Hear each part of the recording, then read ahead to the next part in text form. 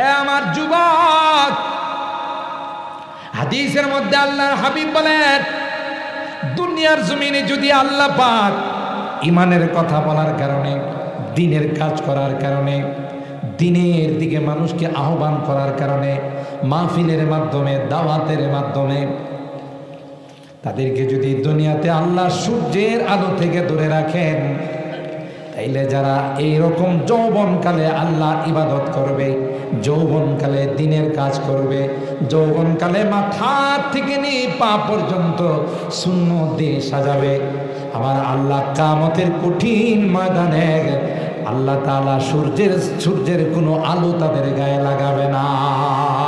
আল্লাহু আকবার। এজন্য হাদিসের মধ্যে বলা হয়, সাবআতুন ইউযিল্লুহুমুল্লাহু ফি যিল্লিহি ইয়াওমা লা যিল্লা ইল্লা যিল্লুহু, ইমামুন আদিল। এক নম্বর হলো ন্যায়পরায়ণ বাদশাহ, যার মধ্যে কোনো দুর্নীতি থাকবে না, যার মধ্যে কোনো লুটপাট থাকবে না, যার মধ্যে কোনো স্বজনপ্রীতি থাকবে না, যার মধ্যে কোনো আত্মীয়করণ থাকবে না, যার মধ্যে কোনো দলীয়করণ থাকবে না, একমাত্র কেবলমাত্র জনগণের জন্যে দেশের স্বার্থে কাজ করবে, যেখানে যে কোনো বিচার আচার করবে, ইনসাফের সাথে বিচার করবে। আল্লাহ কয়, তোমাকে আরশে আজিমের নিচে আমি আল্লাহ ছায়ার ব্যবস্থা করে দেব। দুই নম্বরে আল্লাহর হাবিব বলেন, ওয়াসাবুন নাশাআ ফি ইবাদাতিল্লাহ। ওই যুবক, যে যুবক তার যৌবনকালটাকে হেফাজত করছে, কারণ এটা পাগলা কাল, লাগামহীন ঘোড়া, যা ইচ্ছা তাই করতে পারে। 10-12 জন যুবক দাঁড়ায় গেলে মহল্লার মুরব্বীরা কিছুই করতে পারবে না, বলবে আমরা এটা করবই, আমরা এটা দেখেই সারব। এই যুবকরা যদি গানের আসর করত, এখানে যদি কোনো মদের আসর জমাইতো, কোনো গুনার আসর জমাইতো, আপনাদের ক্ষমতা ছিল না বাধা দেওয়ার। যেই বিবাহের সূচনা লগ্নে নাচানাচি হয়, বেহায়াপনা হয়, অশ্লীলতা হয়, এই দাম্পত্য থেকে যে সন্তান আসবে, এটা কোনোদিন আল্লাহওয়ালা হতে পারে না। যাওয়ার জন্য আমার প্রস্তুতি হয়ে গেছিল, চলেই যাচ্ছিলাম, এলাকার মানুষ আমাকে ফিরে রাখছে। তো এখন হুজুর, কি জন্য তুমি ফেরত যাইতেছিলে? ওই হুজুর, আপনার বউ যে ওয়াজ করছে, এই ওয়াজ শোনার পর থাকার মন মানসিকতা ছিল না। আমি কি দিয়ে আসছি দেখছ? জি, এটাই তো অবাক। বেদ বানাইছেন সাপ দিয়া, আর সোয়ারি বানাইছেন, বাহন বানাইছেন সিংহরে। এটা কি জন্য জানো? এই আমার বউ আমার যে এত কিছু কয়, আমি সহ্য করি, এই জন্য আল্লাহ আমার এই মর্যাদা দান করছে। মা বোনরা পর্দার আড়াল থেকে ওয়াজ শুই না, কয়েন না আজকে হুজুর একটা সুন্দর ওয়াজ করে গেছে, আমরা যা পারি তা কমু, আর স্বামীদের কাম হবে শুধু বরদাস্ত করা। নেগেটিভ বুঝেন না কিন্তু। আল্লাহর হাবিব বলেন, যদি পৃথিবীতে কেউ কাউকে সিজদা দেওয়ার পারমিশন থাকতো, তাহলে স্ত্রীগণকে আমি হুকুম দিতাম তাদের স্বামীদেরকে সিজদা করার জন্য। স্বামীর মর্যাদা কম না বেশি? স্বামী মন জোগায়া চললে, স্বামীর আনুগত্যশীল হলে, ওই বিবির জন্যে আল্লাহর জান্নাতের সব গেট খোলা থাকে। প্রত্যেকটা গেট ওই নারীকে আহ্বান করবে, আয় আয়, তোর জন্য আমার জান্নাতের গেটগুলো খোলা। কেন রে? তুমি 5 ওয়াক্ত নামাজ পড়েছিলে, তুমি রমজান মাসের রোজা রেখেছিলে, স্বামী তোমার বিদেশ ছিল, স্বামীর আমানত তুমি রক্ষা করেছ, লজ্জাস্থানকে তুমি হেফাজত করেছ, স্বামীর আনুগত্য করেছ। তাই আল্লাহ তোমার উপর খুশি হয়ে জান্নাতের সব গেটগুলো তোমার জন্য খুলে দিলেন। তুমি যে কোনো গেট দিয়ে ইচ্ছা করলে জান্নাতে যাইতে পারো।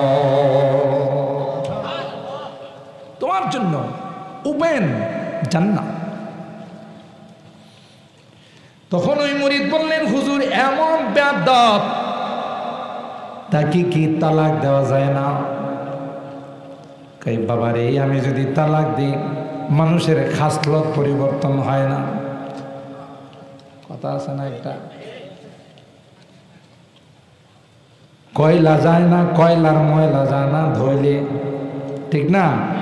খাসলত যায় না কইলে, খাসলত অভ্যাস পরিবর্তন হয় না। আমি যদি তাকে তালাক দিয়ে আরেকজন স্বামীর ঘরে যাবে, ওই স্বামীকেও সে জ্বালাবে, ওই স্বামী সহ্য করতে পারবে না, তার গায়ে হাত উঠাবে। তাই কষ্ট করেছি, তাই আমি করেছি এবং ভবিষ্যতেও আমি করি।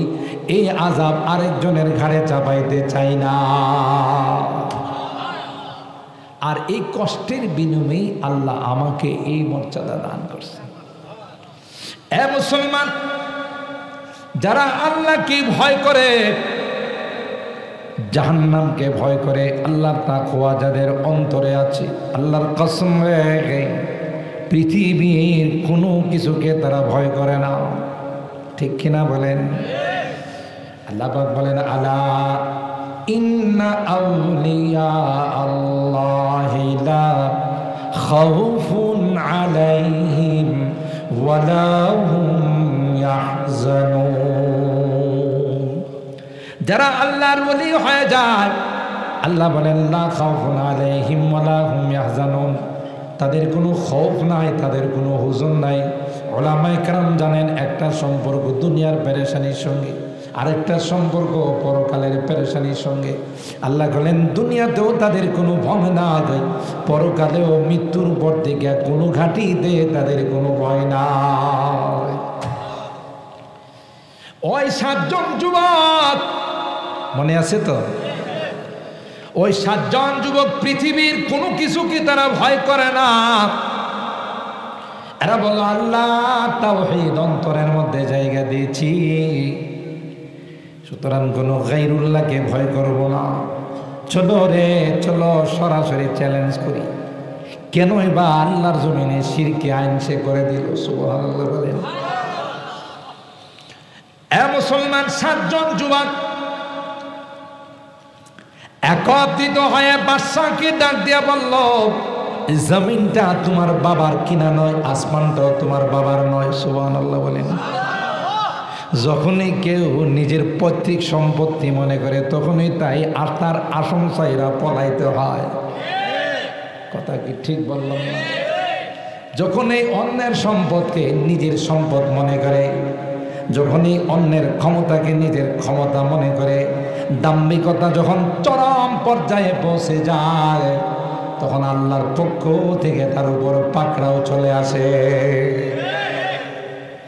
আমার ভাইরা, 7 জন যুবক বুকে সাহস নিয়ে বাদশাকে চ্যালেঞ্জ করে বলল, ইয কামু ফাকালু রাব্বুনা রাব্বুস সামাওয়াতি ওয়াল আরদ। এ বাদশা, জমিনের মালিক কে? আসমানের মালিক কে? সুতরাং আল্লাহর জমিনে, আল্লাহর আসমানের নিচে আল্লাহ বিরোধী আইন করবে, 1 ফোঁটা রক্ত থাকতে সেটা বাস্তবায়ন করতে দেব না। জোরে বলেন ঠিক কিনা? চ্যালেঞ্জ যখন ছুড়ে দিলাম, বাদশাহ তখন তাদের কি বলল, এত বড় স্পর্ধা, তোমাদের এত বড় সাহস, আমার আইনের বিরুদ্ধে তোমরা প্রতিবাদ করলা, আমার আইনের বিরুদ্ধে তোমরা একত্রিত হয়ে আমার কাছে প্রতিবাদ জানানোর জন্য আসলা। তোমরা কি জানো রে, আমার কাছে কিন্তু র্যাব বাহিনী আছে, আমার কাছে কিন্তু স্পেশাল ফোর্স আছে, আমার কাছে কিন্তু সেনাবাহিনী আছে। অ্যারেস্ট করে তোমাদেরকে এক্ষুনি লালগড়ে পাঠিয়ে দেব। যুবকগুলো জবাব দিয়ে কয়, না না, তুমি জানো না আমাদের কানেকশন আসমানের মালিক আল্লাহর সঙ্গে। ডেমকিয়ার তোমার এই হুমকিকে আমরা পরোয়া করি না, কারণ আমরা জানি রে আমাদের রব আল্লাহ আমাদেরকে বাঁচাবে। কে বাঁচাবে? এ কথা বলে যুবকগুলো রওনা দিল।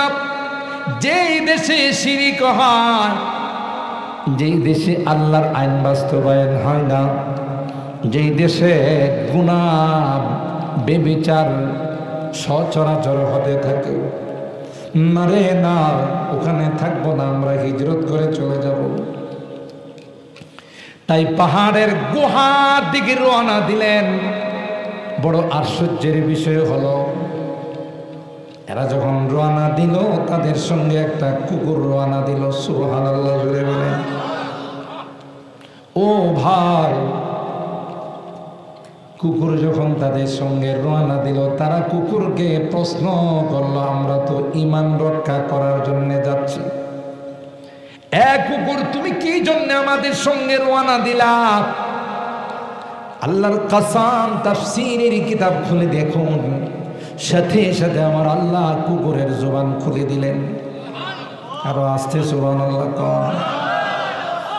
আমার আল্লাহর ক্ষমতা আছে না নাই? কুকুরের জবান দেয়া কথা বলানোর শক্তি আছে না নাই? এ ভাই, কুকুর তো একটা প্রাণী, তার কথা বলার শক্তি আল্লাহ দিতে পারেন।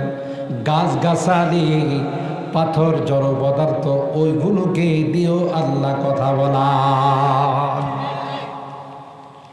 ওলামায়ে কেরাম আছে, জিজ্ঞাসা করে দেখবেন, বুখারী শরীফের মধ্যে আসে, আল্লাহর পয়গম্বর যখন নতুন মিম্বার বানালেন, যেই মিম্বারের মধ্যে বসে আগে খুতবা দিতেন খেজুর গাছের গোড়া, যেদিন নতুন মিম্বারে বসলেন, আল্লাহর কসম, ওই পুরাতন মিম্বার খেজুর গাছের গোড়া এমন কান্না শুরু করে দিল, যার কান্নার আওয়াজ গোটা মসজিদের মধ্যে আলোড়ন সৃষ্টি করে ফেলল। সুবহানাল্লাহ। এ ভাই, কেন সেই খেজুরের গাছের গোড়া কান্না করলো? ওই কান্না করে আর কর, নতুন মেম্বার পেয়ে গেছেন গো, আর কোনদিন আপনি আমার মধ্যে বসবেন না। এ পয়গম্বর, দীর্ঘদিন পর্যন্ত আমি আপনার সংস্রবী ছিলাম পয়গম্বর, আজ থেকে তো আপনার জিসিম মুবারক, আপনার দেহ মুবারক আমার মধ্যে বসবে না, আমি সহ্য করতে পারবো না। তাই বিরহ বেদনা সহ্য করতে না পেরে আমি কান্না শুরু করে দিলাম। হে মুসলমান, আল্লাহর হাবিব মিম্বার থেকে নেমে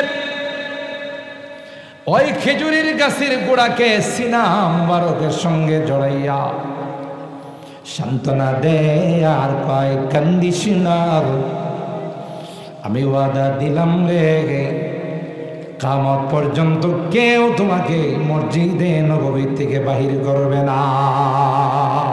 আল্লাহু আকবার। উলামায়ে কেরাম জানেন, মসজিদে নববীর পুরাতন এরিয়া, ওখানে লেখা আছে হাদা হাদ্দু মসজিদে রাসূলুল্লাহ সাল্লাল্লাহু আলাইহি ওয়াসাল্লাম। আগের আল্লাহর নবীর জামানায় মসজিদে নববীর যে এরিয়াটা ছিল, পিলারের মধ্যে আরবিতে লেখা আছে, এটা হলো আল্লাহর নবীর জামানার মসজিদের এরিয়া। এর ভিতরে কয়েকটা খাম্বা আছে, এর মধ্যে একটা খাম্বার নাম উস্তুয়ানায়ে হান্নানা, লেখা আছে হাদিহি উস্তুয়ানাতুল হান্নানা। ওইটাই সেই পিলার যার উপর বসে আল্লাহর পয়গম্বর খুতবা দিতেন। কান্নার কারণে পয়গম্বর মিম্বর থেকে নেমে তাকে সিনার সঙ্গে লাগাইয়া এখানে রেখে দিয়েছেন, আর বলে দিয়েছেন, আমি নবী তোমাকে মসজিদে জায়গা করে দিলাম, কিয়ামত পর্যন্ত কেউ তোমাকে এখান থেকে সরাবে না। গাছ কান্না করে কার হুকুমে? সাহাবায়ে কেরাম বলেন, পয়গম্বর আমাদের সামনে গাছের রাস্তার গাছগুলো আপনাকে সালাম দেয় রে, আপনাকে সিজদা করে, পশুগুলো এসে আপনাকে সিজদা করে, আমরা কি আপনাকে সিজদা করব না? নবী কয়, না না, এরা তো আমাকে সিজদা করে আল্লাহর হুকুমে, আমি যে নবী কথা পৃথিবীর মানুষের সামনে প্রকাশ করার জন্যে। কারণ আমি তো শুধু মানব আর দানবের নবী নয়, গোটা পৃথিবীর নবী। সুবহানাল্লাহ, জোরে বলেন। আমি তো রাহমাতুল লিল ইনসি ওয়াল জিন নয়, রাহমাতুল লিল আলামিন।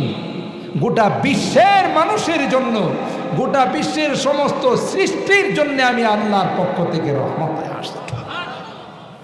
ও রহমতে আলম হে শাহে আসওয়াদ আহমদ, ও রহমতে আলম হে শাহে আসওয়াদ আহমদ, वो सैयद कौनाइन है आकाए उमम है, वो रहमत आलम है शाहे अस्वद अहमर, वो सैयद कौनाइन है आकाए उमम है, ये दर्राए नाचीज है खुर्शीद बदामा, ये दर्राए नाचीज है खुर्शीद बदामा, देख उनके गुलामों का भी क्या जाहो हशम है, देख उनके गुलामों का भी क्या जाहो हशम है। सुबहानाल्लाह।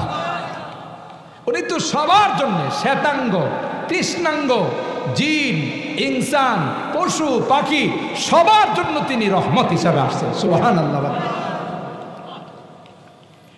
আমরা তার নবীর, এই বিশ্ব নবীর উম্মত হওয়ার কারণে হাজার হাজার নয় লক্ষ লক্ষ বছর যারা হায়াত পেয়েছেন, তাদের থেকেও আমাদের মর্যাদা কম না বেশি? জোরে বলতে হবে, কম না বেশি? ও ভাই, এটা আমার আপনার বুজুর্গি নয়, এটা বিশ্ব নবী রহমতে আলমের বুজুর্গি। সুবহানাল্লাহ বলে। हर मुए बदन भी जुज़्बा बंक करे शुक, हर मुए बदन भी जुज़्बा बंक करे शुक, कम है बखुदा उनकी इनायत से, कम है बखुदा उनकी इनायत से कम है।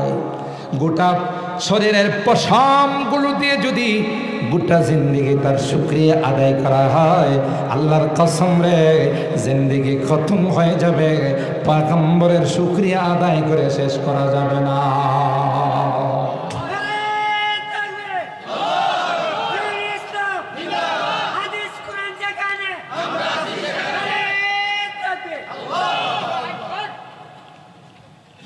আমার ভাইরা, সরকারে দু আলম হযরতে মুহাম্মদুর রাসূলুল্লাহ সাল্লাল্লাহু আলাইহি ওয়াসাল্লাম হরিণের সঙ্গে কথা বলছেন। সুবহানাল্লাহ বলেন।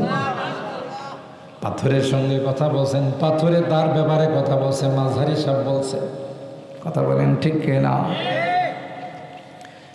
সুতরাং আল্লাহ পাক যদি পাথরকে দিয়ে কথা বলাইতে পারেন, গাছকে দিয়ে কথা বলাইতে পারেন, প্রাণীকে দিয়ে পারেন না? আরো জোরে বলেন, পারেন না? সুতরাং ওই কুকুরের জুবান আল্লাহ খুলে দিলেন। কুকুরটা তখন তাদেরকে ডাক দিয়া কয়, আমার উহিব্বু আহবাবাল্লাহ। আল্লাহু আকবার। কুকুর ডাক দিয়া বলে, এ সাতজন যুবক, এ যুবকের দল, তোমরা দিন রক্ষা করার জন্য, ঈমান রক্ষা করার জন্য পাহাড়ের গুহায় আশ্রয় নিচ্ছ, তোমরা ওখানে বিশ্রাম করবে রে। পাহাড়াদারির কাজটুকুন, সিকিউরিটি গার্ডের কাজটা আমি কুকুর তোমাদের দরওয়াজায় বসে করব। কোরআনে আল্লাহ বলেন, ওয়া কালবুহুম বাসিতুন যিরাআইহি বিল ওয়াসিদ লাউ ইত্তালা'তা আলাইহিম লাওয়াল্লাইতা মিনহুম ফিরারা ওয়ালা মুলিতা মিনহুম রুবা। শুধু তাই নয়, কুকুর ডাক দিয়া কয় আমি তোমাদের সঙ্গে যাব, কারণ তোমরা হলে আল্লাহর পেয়ারা বান্দা, আর আমিও যদি তোমাদের সংস্রব অবলম্বন করতে পারি আল্লাহ আমাকেও তোমাদের মতো মর্যাদা দান করবে। এখান থেকে মুফাসসিরিনে কেরাম লিখেন, একটা কুকুর যদি আল্লাহ ওয়ালাদেরকে ভালোবাসার কারণে কোরআনে কারিমে তার জায়গা করে নিতে পারে, কোরআনে আল্লাহ একবার নয়, দুইবার নয়, তিনবার কুকুরটার কথা আলোচনা করছেন। তাইলে আমরা যদি আলেম ওলামাদেরকে মহব্বত করে ভালোবাসি, নায়েবে রাসূলদেরকে যদি ভালোবাসি, ওয়ারাসাতুল আম্বিয়াদেরকে যদি ভালোবাসি, আল্লাহর কসম নবী কয় তুমি দুনিয়াতে যাকে ভালোবাসলে হাসরের ময়দানে তার সঙ্গে তোমার হাসর নসিব হয়ে যাবে। আমার ভাইরা, ওই আসহাবী কাহাফ, ওই যুবকগুলো গুহার মধ্যে আশ্রয় নিল। আল্লাহ পাক সূর্যকে বলে দিলেন, সূর্য আমার এই খাস, আমার এই পেয়ারা বান্দাদের গায়ে কিন্তু তাপ দিবি না। সুবহানাল্লাহ কোন। ওয়ানুকাল্লিবুহুম যাতাল ইয়ামিনি ওয়া যাতাশ শিমাল। আল্লাহ কয় এক কাত হয়ে যদি শুয়ে থাকে তাইলে তাদের এই সাইডগুলো মাটি খেয়ে ফেলবে। এই জন্য আমি কুদরতিভাবে কখনো ডান কাত কখনো বাম কাতে তাদেরকে ঘুরাই। ওয়াতারাশ শামসা ইযা তালাআত তাজাওয়ারু আন কাহফিহিম। আর সূর্যকে আল্লাহ জানিয়ে দিয়েছেন সকল এলাকায় সব দিকে তুমি তাপ দিবে, আলো দিবে, কিন্তু আমার খাস বান্দাদের, আমার পেয়ারা বান্দাদের গায়ে কিন্তু তুমি তাপ লাগাবে না। এ আমার যুবক, হাদিসের মধ্যে আল্লাহর হাবিব বলেন দুনিয়ার জমিনে যদি আল্লাহ পাক ইমানের কথা বলার কারণে, দ্বীনের কাজ করার কারণে, দ্বীনের দিকে মানুষকে আহ্বান করার কারণে, মাহফিলের মাধ্যমে, দাওয়াতের মাধ্যমে তাদেরকে যদি দুনিয়াতে আল্লাহ সূর্যের আলো থেকে দূরে রাখেন, তাইলে যারা এইরকম যৌবনকালে আল্লাহ ইবাদত করবে, যৌবনকালে দ্বীনের কাজ করবে, যৌবনকালে মাথা থেকে নিয়ে পা পর্যন্ত সুন্নত দিয়ে সাজাবে, আমার আল্লাহ কিয়ামতের কঠিন ময়দানে আল্লাহ তাআলা সূর্যের কোনো আলো তাদের গায়ে লাগাবে না। আল্লাহু আকবার। এই জন্য হাদিসের মধ্যে বলা হয় সাবআতুন ইউযিল্লুহুমুল্লাহু ফি যিল্লিহি ইয়াওমা লা যিল্লা ইল্লা যিল্লুহু ইমামুন আদিল। এক নম্বর হলো ন্যায়পরায়ণ বাদশা, যার মধ্যে কোনো দুর্নীতি থাকবে না, যার মধ্যে কোনো লুটপাট থাকবে না, যার মধ্যে কোনো স্বজনপ্রীতি থাকবে না, যার মধ্যে কোনো আত্মীয়করণ থাকবে না, যার মধ্যে কোনো দলীয়করণ থাকবে না, একমাত্র কেবলমাত্র জনগণের জন্যে দেশের স্বার্থে কাজ করবে, যেখানে যে কোনো বিচার আচার করবে ইনসাফের সাথে বিচার করবে। আল্লাহ কয় তোমাকে আরশে আজিমের নিচে আমি আল্লাহ ছায়ার ব্যবস্থা করে দেব। দুই নম্বরে আল্লাহর হাবিব বলেন ওয়াসাদুন নাশাআ ফি ইবাদাতিল্লাহ। ওই যুবক, যে যুবক তার যৌবনকালটাকে হেফাজত করছে, কারণ এটা পাগলা কাল, লাগামহীন ঘোড়া, যা ইচ্ছা তাই করতে পারে। 10-12 জন যুবক দাঁড়ায় গেলে মহল্লার মুরব্বীরা কিছুই করতে পারবে না, বলবে আমরা এটা করবই, আমরা এটা দেখেই ছাড়ব। এই যুবকরা যদি গানের আসর করত, এখানে যদি কোনো মদের আসর জমাইতো, কোনো গুনার আসর জমাইতো, আপনাদের ক্ষমতা ছিল না বাধা দেওয়ার। যে বিবাহের সূচনা লগ্নে নাচানাচি হয়, বেহায়াপনা হয়, অশ্লীলতা হয়। এই দাম্পত্য থেকে যে সন্তান আসবে এটা কোনোদিন আল্লাহওয়ালা হতে পারে না। এই সন্তান হবে সন্ত্রাস, দুর্নীতিবাজ, চাঁদাবাজ, দেশের টাকা লুট করে বাহিরে নিয়ে জমাবে। কেন? তার সূচনাটা কি ছিল না ভালো? আর যেই বিবাহ হবে মসজিদের মধ্যে, আল্লাহর হাবিব বলেন আযমুন নিকাহি বারাকা আইসারুহু মাউনা, যেই বিবাহতে অপচয় হয় না, কোনো রকমের ইসরাফ হয় না, বেহুদা খরচ হয় না, সংক্ষিপ্ত আকারে সুন্দর করে করে মসজিদে হয়, আল্লাহর নবী ডাক দেয়া কই সবচাইতে বরকতপূর্ণ বিবাহ হয়। আর আমরা এখন আধুনিকতার ছোঁয়া নামে লাইটিং করে জারবাতি লাগিয়ে গোটা 1 কিলো 1/2 কিলো পর্যন্ত অপচয়, আর রাত্রের বেলা ডেস্ক লাগায়া যুবক যুবতীরা নাচতে থাকে।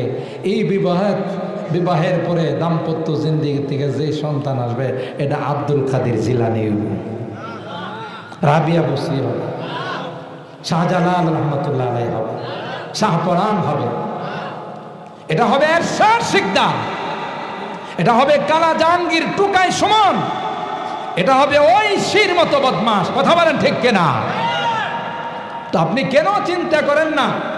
আজকে আপনি হুজুরের কাছে গিয়ে বলেন দোয়া তাবিজের কথা, ওলাটা কথা শোনেন, এর উত্তর দিকে যাইতে গেলে দক্ষিণ দিকে যা, ঠিক না? এটার জন্য কি পোলাটা দায়ী না আপনি দায়ী? কারণ আপনি তো আপনার বিবাহের শুরুতে গায়ে হলুদের নামে, গায়ে মরিচের নামে নাচানাচি করছেন। আমি মরিচ কি জন্য কই জানেন? মরিচ লাগালে মানুষ লাফায় না তো, যেহেতু এখানে ডেস্কের সামনে লাফাইতেছে, মজা গেল এর মধ্যে কেউ না কেউ মরিচ লাগাইছে, এই জন্য গায়ে হলুদ আর গায়ে মরিচ দুইটাই করে। কথা বলেন ঠিক কিনা? শর্ত হলো ইসলামী কানুন মেনে, সারা শরীয়ত মেনে এলাকার মধ্যে যদি সব অনুষ্ঠান হয়, আল্লাহর কসম এই এলাকাতে আসমান থেকে খাইর ও বরকতের ফয়সালা হয়ে যায়। আর এটার দায়িত্ব হলো যুবকদের, মুরব্বীদের সাথে পরামর্শ করে যে আমাদের এই এলাকা হবে, আমাদের বেডতলা হবে আদর্শ এলাকা, এই এলাকার থেকে দেখে আশপাশের এলাকাগুলো আমাদের থেকে শিখবে। কোনো বাসা বাড়িতে বিবাহ শাদীর অনুষ্ঠানে ড্যান্স বাজবে না, কোনো রকমের অশ্লীলতা বেহায়াপনা হতে পারবে না, ঠিক কিনা বলেন? এটা হবে যুবকদের দায়িত্ব। আল্লাহ এই জন্য যুবকদের মর্যাদা বাড়িয়ে দিয়েছেন। ওই যুবক, যেই যুবক গুনাহগুলোকে সামনে নিয়ে রাত্রের অন্ধকারে রুমের মধ্যে বসে বসে রাজুলুন যাকারাল্লাহ খালিয়ান ফাফাদাত আইনা, রুমের ভিতরে গিয়ে দরজা বন্ধ করে, মালিক আমার জীবনে এমন কোনো গুনাহ নাই যা করি নাই, নেশা করছি মালিক, আমার জীবনে প্রেম করছি মালিক, আমার জীবনে সন্ত্রাসী করছি, আমার জীবনে কত মানুষের গায়ে হাত লাগাইছি বুঝি না, না বুঝে শয়তানের ধোঁকায় পড়ে আল্লাহ আমি এই কাজগুলো করে ফেলছি রে, আজকে তোমার কাছে মাপ চাই, ক্ষমা চাই, আমি আর কোনো দিন এই কাজ করব না। আমার আল্লাহ ডাক দিয়া কয়, যুবক তুই তো আমার রহমতের দরিয়ার মধ্যে জোশ উড়াই দিছস। আর জোরে বলেন সুবহানাল্লাহ। আল্লাহ ডাক দেয়া কয়, করম বি ওয়া লুৎফে খুদা বন্দেগার, करम भी व लुत्फे खुदा बंदगार, गुना बंदा करदास बहु शर्मसा, ফেরেশতারা রে আয় আয়, দেখে যায় বেতলার উত্তর পাড়ার যুবকরা মাহফিল কইরা, শুধু মাহফিল কইরা ক্ষান্ত হয় না, এরা তাদের গুনার জন্য আমি আল্লাহর কাছে মাপ চাইতেছে, গুনার জন্য চোখের পানিগুলো টপ টপ করে বাড়তেছে। আল্লাহর হাবিব ডাক দেখো, এ দুনিয়ার উম্মতেরা, জানো রে জাহান্নামের আগুনটা কত শক্তিশালী হবে। আটলান্টিক মহাসাগর, সাগর মহাসাগর পানি দিয়া এই আগুনকে অফ করা যায় না। কিন্তু তুমি যদি আল্লাহর ভয়ে তোমার চোখ দিয়া 2 ফোঁটা পানি ফেলতে পারো, আল্লাহর কসম, তোমার এই চোখের পানির এত পাওয়ার, এত পাওয়ার, আল্লাহর জাহান্নামের আগুনকে সাথে সাথে নিভাই দে। মামবাকা মিন খাসিয়াতিল্লাহ হারামাল্লাহু আলাইহিন নার। আল্লাহর ভয়ে যারা কান্দে, আল্লাহ ডাক দিয়া কয়, আমি আল্লাহ জাহান্নামের আগুন তাদের উপর হারাম করে দে। শুধু তাই না, আল্লাহ ডাক দিয়া কই, ইল্লা মান তাবা ওয়া আমানা ওয়া আমিলা আমালান সালিহান।